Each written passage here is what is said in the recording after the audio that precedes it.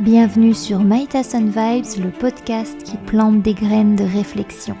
Je suis Anne, masseuse et étudiante en naturopathie, passionnée par la nature, le bien-être et les voyages, depuis aussi longtemps que je m'en souviens. Bienvenue dans mon univers. Bonjour et bienvenue dans ce nouveau podcast où on va parler de magnétisme et comment j'ai su que j'étais magnétiseuse. Alors, tout d'abord, la définition d'un magnétiseur. Quand on cherche sur Internet, on peut lire « Les guérisseurs et magnétiseurs sont des praticiens qui utilisent des techniques énergétiques pour soulager les douleurs, les maladies et les troubles émotionnels.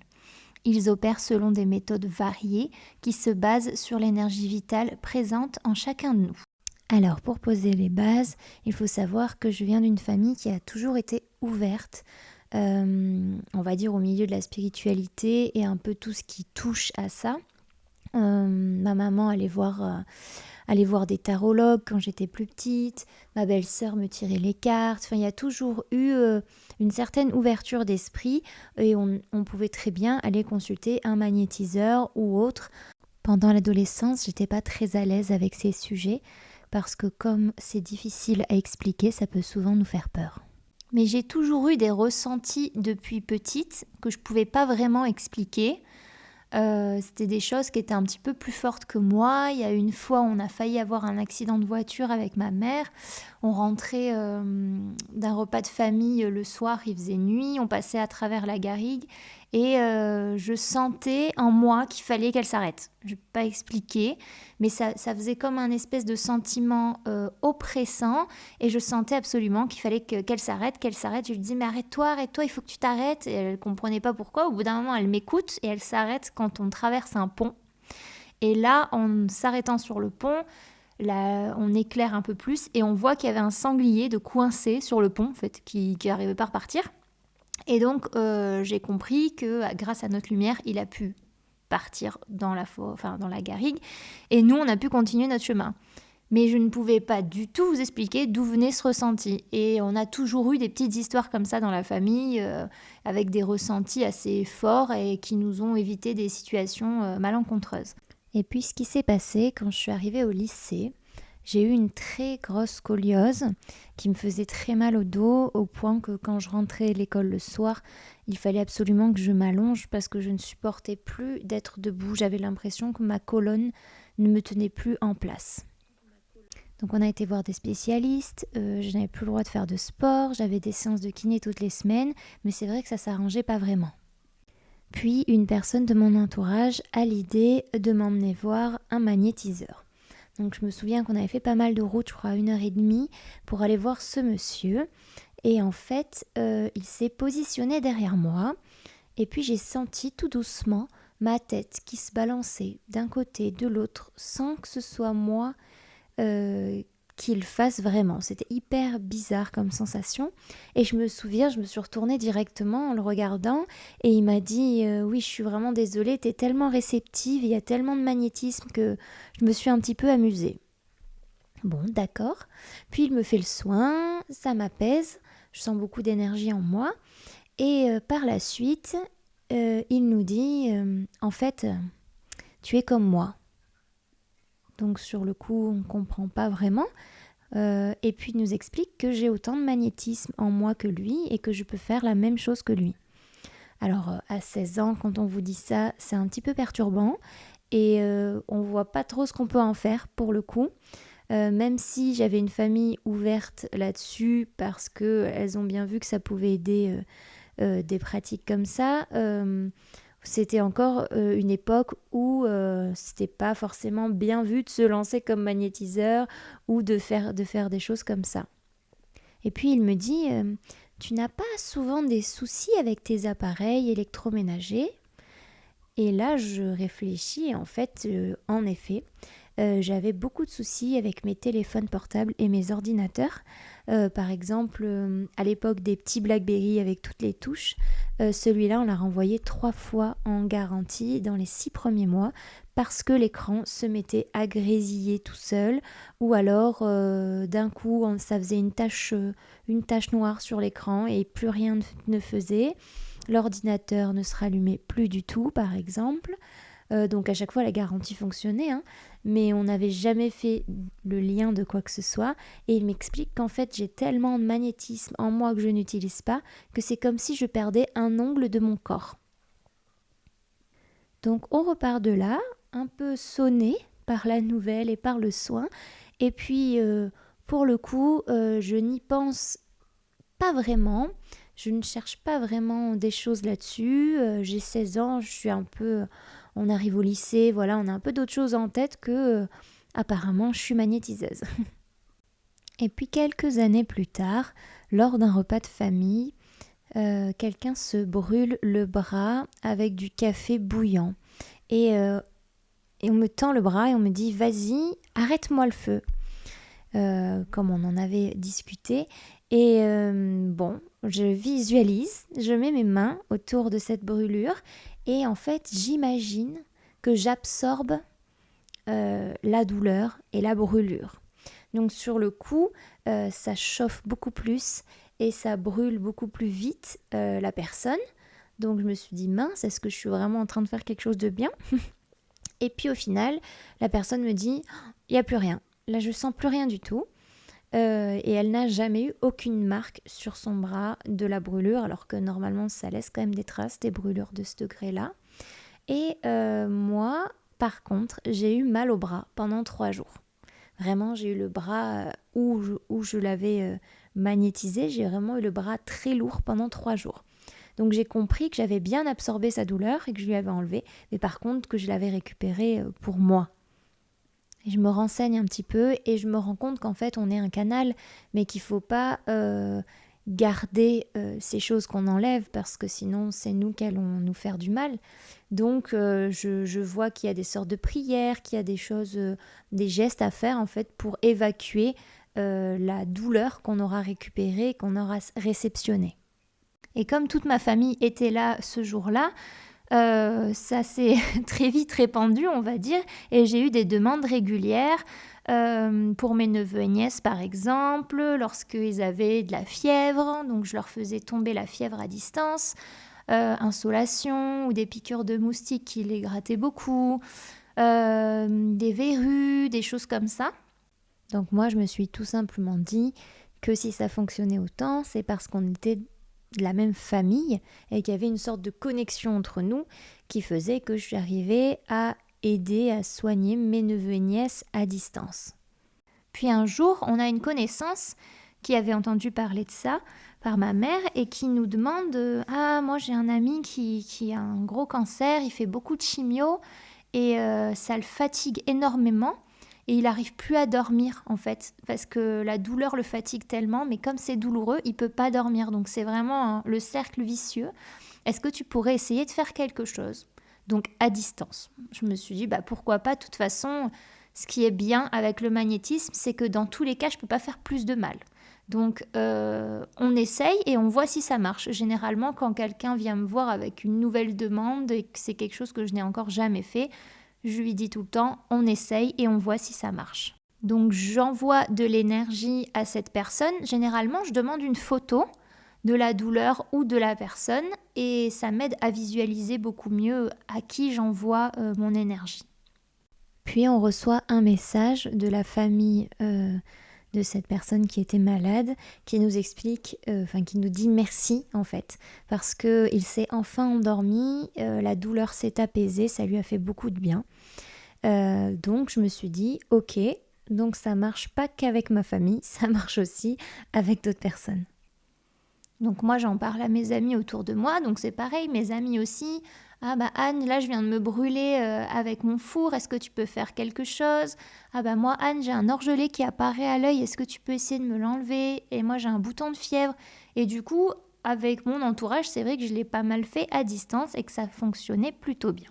Puis après, je me suis mise à en parler un peu plus autour de moi, même s'il y a toujours ce côté où on est jeune, donc j'avais une vingtaine d'années, je me sentais pas légitime. Faire un soin énergétique à une personne, par exemple, qui avait 50, 60 ans, je me disais, mais moi j'ai qu'une vingtaine d'années, j'avais un peu ce souci de légitimité, mais bon, ça marchait quand même autour de moi, je pouvais pas le nier, donc j'en parlais à mes amis, un petit peu au travail. Et je me souviens, j'avais une collègue, le soir, on rangeait nos caisses dans un coffre-fort. Et les coffres-forts, je ne sais pas si vous avez déjà vu, mais les portes sont très épaisses. Et en fait, elle s'est coincée les doigts dedans. Et du coup, elle avait vraiment les doigts qui commençaient à virer au bleu, qui étaient en train de gonfler. Alors, je lui ai proposé de faire quelque chose. Je lui ai dit, je ne sais pas si ça va fonctionner, parce que j'ai jamais fait pour un cas de doigts coincés dans un coffre, mais on peut essayer. Elle me dit, ah bah si tu veux, moi je veux bien, mais alors moi j'y crois pas du tout. Donc elle venait du milieu médical, donc les personnes du milieu médical sont souvent très terre à terre. Je lui ai dit, il n'y a pas de souci, on essaye, de toute façon on n'a rien à perdre. Du coup, je mets ma main au-dessus de ses doigts, je lui envoie de l'énergie, et là elle me dit, ah ça chauffe fort, et puis d'un coup plus rien. Donc elle ressentait plus la douleur, et ça a calmé au bout de quelques minutes. Elle a vu ses doigts qui avaient dégonflé. Donc je me suis dit cool parce que ça marche aussi pour des coups, des chocs et des choses comme ça. Puis j'ai grandi, mais je me sentais toujours pas légitime de proposer ça. Et c'était dommage parce que quand je faisais un soin, le bienfait que je ressentais moi aussi d'avoir aidé une personne qui était dans la douleur, mais c'était tellement libérateur, je me suis dit, oh, si je pouvais faire ça comme métier, mais ce serait incroyable.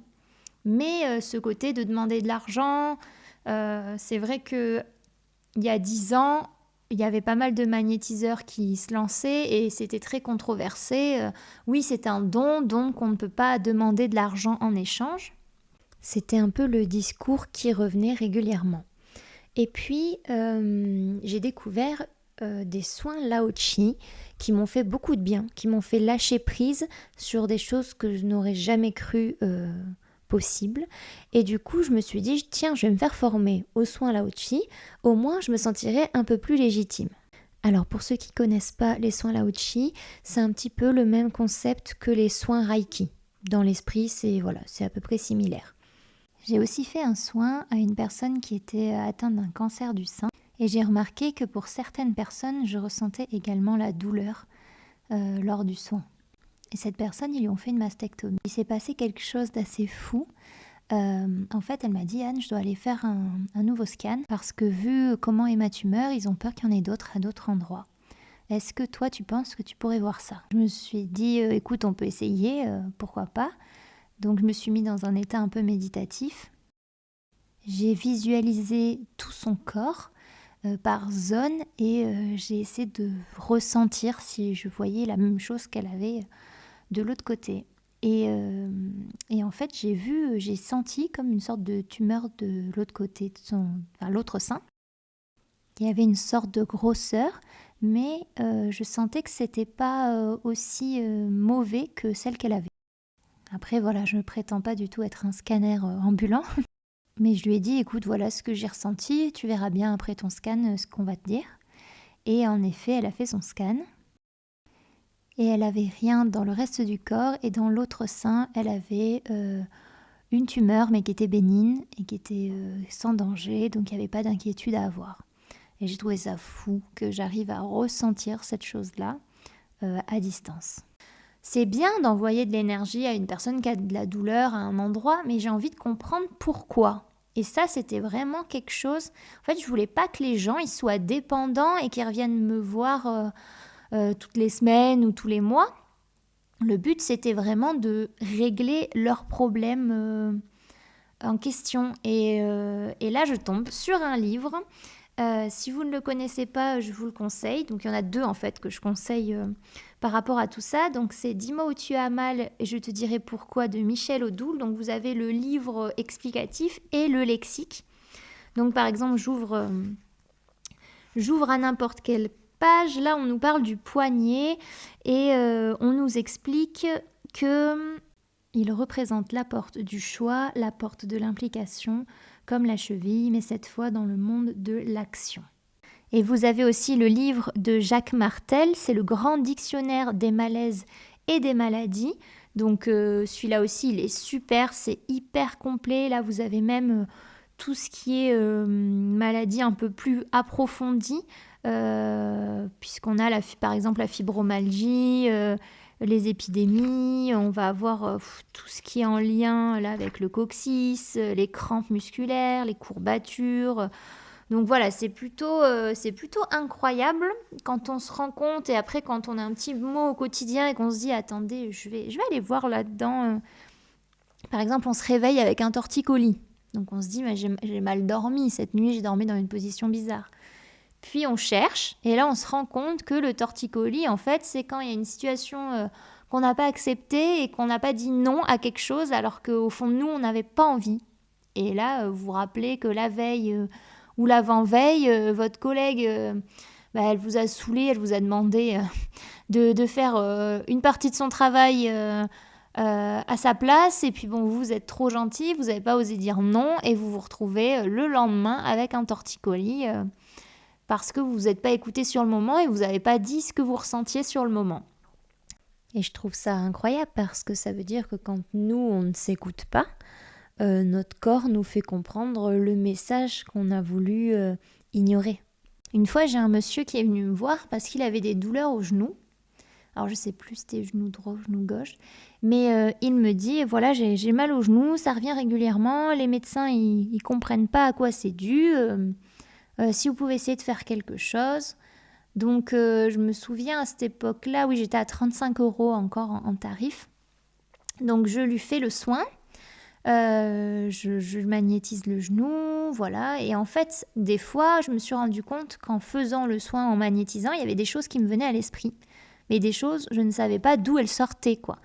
Et par exemple, pour lui, ce qui m'est venu à l'esprit, c'est qu'il y avait un conflit avec une personne masculine autour de lui et qu'il y avait des non-dits. Je sentais que c'était un peu par rapport au travail, j'arrivais pas trop à l'expliquer. Et du coup, à la fin du soin, je lui dis, est-ce qu'il y a un conflit avec un homme de votre entourage je sais pas, j'ai l'impression que c'est par rapport au travail. Et il m'explique que son associé est en train de lui faire à l'envers, mais il le sait, mais il n'a pas réussi à le confronter pour l'instant. Et il laisse la chose arriver. Et je lui dis, mais c'est ça en fait, c'est pour ça cette douleur du genou, parce que le genou c'est souvent très relationnel, et il y a un côté qui est, alors je sais plus droit ou tout gauche, mais qui est féminin ou masculin, et en fonction, ça nous donne des petits indices. Et donc, je lui explique ça, et je lui dis, mais en fait, cette douleur qui revient et qui est récurrente, c'est exactement ce non-dit avec votre associé. Alors, je lui dis, la solution, moi j'ai fait un soin, mais la solution, c'est d'avoir cette discussion que vous retardez. Donc, je lui demande, il me demande combien il doit régler, je lui dis que c'est 35 €, et là, il me dit, non, mais j'ai que 30 € de toute façon, donc je vous donne ça. Bon, c'était pas très honnête de sa part, mais c'est pas grave. Et puis ensuite, il me rappelle, quelques temps plus tard, où il m'envoie un message en me disant... votre soin n'a pas du tout marché, je suis pas content, j'ai toujours mal à mon genou, ça n'a pas fonctionné. Je lui dis d'accord, alors par rapport à votre problématique, est-ce que vous avez parlé à votre associé? Et là il me dit ah non, mais ça n'a rien à voir de toute façon. D'accord. Et du coup, écoutez monsieur, excusez-moi, mais je pourrais plus rien faire pour vous. Je vous conseille d'aller voir quelqu'un d'autre. Et là, je me suis vraiment rendu compte qu'il y avait un travail à faire aussi pour la personne qui venait me voir. Je ne pouvais pas faire tout. C'est vrai que je peux soulager, mettre de l'énergie à l'endroit où la personne a une douleur, mais il y a quand même un travail à faire derrière, de réflexion, de lâcher prise, de pardon parfois, ou autre. Et si ce travail il n'est pas fait et que la personne elle n'a pas conscience de ça, mais ça sert à rien. Moi je ne vais pas faire des soins énergétiques tous les mois pour une personne qui veut pas travailler sur elle et qui veut pas avancer au mieux dans sa vie et lâcher les bagages qu'il a en trop en fait. Et quand j'ai emménagé dans les Hautes-Alpes, là j'ai eu une demande particulière. Ça a été celle de faire un soin magnétisme pour des animaux. Alors la première personne, elle avait son chien qui faisait des otites à répétition. Et je me suis dit, pourquoi pas, comme d'habitude, je ne peux pas lui faire plus de mal, donc on peut essayer. Et là, pareil, résultat incroyable, la chienne a arrêté d'avoir son oreille qui coule, a arrêté d'avoir des otites. Alors c'est vrai que les otites, je le faisais aussi pour mes neveux et nièces, mais le chien, pour le coup, a été hyper réceptif. Et alors, qu'est-ce que c'était incroyable! Parce qu'on fait un soin à un humain, il est content, il nous dit merci. Des fois, il est un petit peu dans les vapes parce que beaucoup d'énergie qui est envoyée, ça peut un petit peu shooter, on va dire. Mais là, le chien ou l'animal en question, mais il est tellement reconnaissant parce qu'il sent tout ce qui se passe, qu'il vous fait la fête à la fin du soin. Et là, c'est juste incroyable parce que l'animal, il est à 100% reconnaissant et il vous montre sa gratitude directe. Et alors ça vaut tout l'or du monde. Ensuite, j'ai eu une demande pour un chien retraité d'avalanche qui avait beaucoup de douleurs d'arthrose. Et qui bougeait plus vraiment. C'est vrai que les chiens d'avalanche, c'est des chiens qui sont très sollicités en montagne et dans la neige, donc ça fragilise un peu plus leur structure. Et du coup, le pauvre, il pouvait plus trop se balader autour de chez lui, alors qu'avant, il partait vadrouiller pendant des heures, son maître le récupérait le soir et tout se passait bien. Et là, en fait, il sortait plus. Donc il m'a dit, si tu veux essayer quelque chose, pourquoi pas? Donc allons-y. Et là, pareil, incroyable, il a pu aller se rebalader et ça lui a donné un petit peu une seconde jeunesse sur sa fin de vie, puisqu'il n'était plus emmené en station parce qu'il était trop âgé, mais il a quand même pu continuer de se balader, de partir en vadrouille comme il le faisait avant. Donc pareil, super expérience, un retour de l'animal qui est hyper heureux et qui sent qu'en fait je lui donne du positif, donc de suite il réagit hyper bien. J'ai aussi fait des apaisements de fin de vie à des animaux qui étaient très souffrants et en train de mourir. Et du coup, je leur ai envoyé plein de bonnes énergies et de bonnes ondes pour que le passage de l'autre côté se fasse un peu plus facilement et moins douloureusement. Et pareil, ça a fait beaucoup du bien. L'animal se calmait. Donc non, les animaux, c'était assez incroyable parce qu'ils ressentent direct. Les humains, des fois, j'ai des personnes qui ne ressentent absolument rien sur le moment pendant que je fais le soin. J'ai des personnes qui ressentent des petits picotements, de la chaleur, du froid, ou alors qui ont l'impression que je les touche, alors que pas du tout. J'ai ma main à généralement 30 cm de la zone qui est douloureuse. Donc chaque humain réagit différemment. Je pense qu'il y a des personnes très réceptives, d'autres moins. Mais généralement, j'ai pas de souvenir où j'ai vraiment eu aucun résultat. Ou alors je pense que c'était des personnes qui m'avaient dit « Ah tiens, j'ai mal là, on va voir si ton don il marche ». Et en fait, c'était pas vraiment des douleurs, c'était juste pour voir s'ils allaient ressentir quelque chose. Mais je sentais que je donnais un peu mon énergie pour rien parce qu'il y avait rien derrière qui suivait. Donc voilà la petite histoire de comment j'ai su que j'étais magnétiseuse. Pour moi, c'est pas un don, parce qu'on m'a souvent dit ça. Oh, t'as un don, c'est incroyable. Pour moi, c'est pas un don, parce que tout est énergie sur la planète. Donc il y a les plantes, les minéraux, les humains, les animaux, tout est énergie. Donc pour moi, tout le monde a de l'énergie dans les mains. Après, on va en avoir plus ou moins qui vont nous permettre de faire un soin à quelqu'un et de lui envoyer une forte dose d'énergie. Mais quand j'en avais parlé à ma mère, elle m'a dit « Ah bon, c'est vrai ?» Et du coup, elle avait utilisé ses mains, elle avait frotté ses mains très fort et elle les avait mis sur son genou qui lui faisait souvent mal. Et elle me dit « Ah, ça m'a fait du bien, j'ai senti de la chaleur passer dans mon genou et ça m'a fait du bien. » Donc comme quoi, essayez. C'est aussi de l'entraînement, hein. Des fois, la première fois, on ressent pas grand-chose et petit à petit, à force de s'entraîner, ça fonctionne. Donc pour moi, tout le monde a cette énergie en soi. Il y a juste des personnes qui vont en avoir plus pour permettre de faire des soins à d'autres personnes. Ce podcast est terminé, j'espère qu'il vous a plu. Je vous remercie pour votre écoute. N'hésitez pas à liker, partager et noter le podcast sur Spotify.